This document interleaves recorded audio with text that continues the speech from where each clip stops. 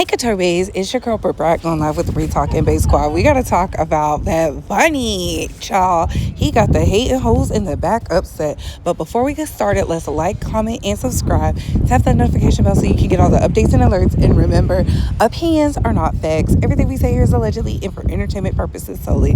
So sit back, relax, sip you some apple juice or my fave, the vegan water, and let's get into the mess, shall we? Piers, but to get up there and perform the whole show in Spanish is a middle finger to the rest of America. Who gives a damn that we have 40 million Spanish speakers in the United States? We have 310 million who don't speak a lick of Spanish. This is supposed to be a unifying event for the country, not for the Latinos, not for one small group, but for the country. We don't need a black national anthem. We don't need a Spanish-speaking, non-English performer, and we don't need an ICE or America hater featured as our primetime entertainment.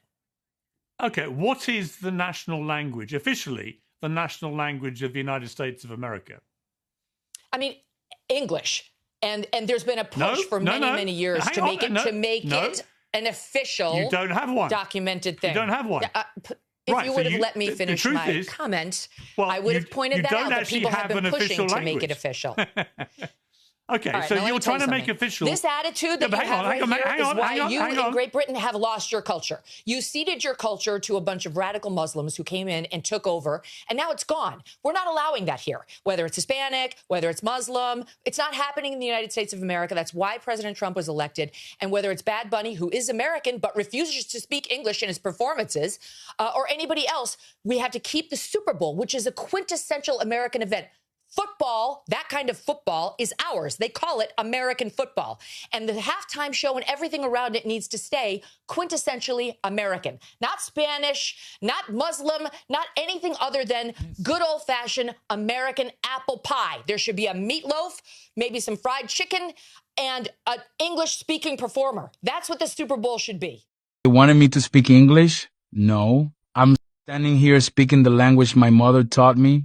The language that flows through the streets of Puerto Rico. If that makes anyone uncomfortable, good, that means this conversation is necessary. Look at the map. From San Juan to Miami, from Los Angeles to New York, Latino bloodlines have long been woven into every corner of this country. The Super Bowl spotlight is finally shining on the audience it has always belonged to. This isn't an invasion, it's a homecoming. I don't represent those who try to draw borders. I represent the people who live between them, who create between them, and who keep culture alive. If all you hear is controversy, then you've missed the rhythm of the entire song.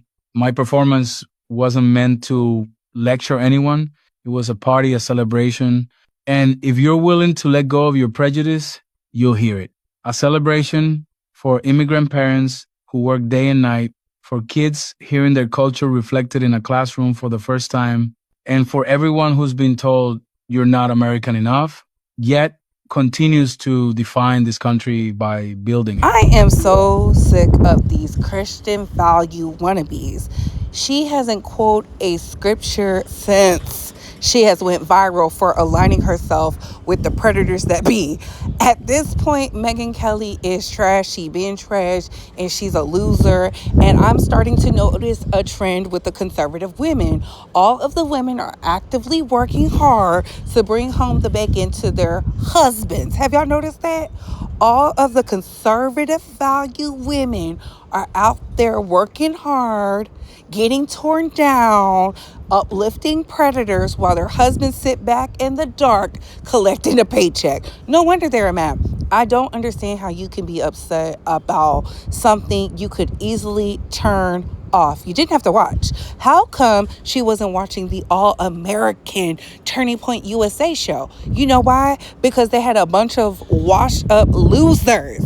Who still listens to Kid Rock? I don't even know who those country singers are. They couldn't even get Morgan Wallen. That's how you know they're losers. Like, make it make sense. At this point, this is so they can show their master that they too will fall in line. They don't care about the many of co-conspirators who just got off by the Department of Justice, by the MAGA party, They don't care about how a man who has geopolitical ties that has been destructive, tied to blackmail, trafficking, harming, sex tourism, disease, and famine. They don't care nothing about that. What they care about is a Spanish speaking American getting up there preaching love. And that's when you know who is truly the demons. I said it the other day, Bay Squad, and look at them hopping out the woodwork, doing the work of Satan.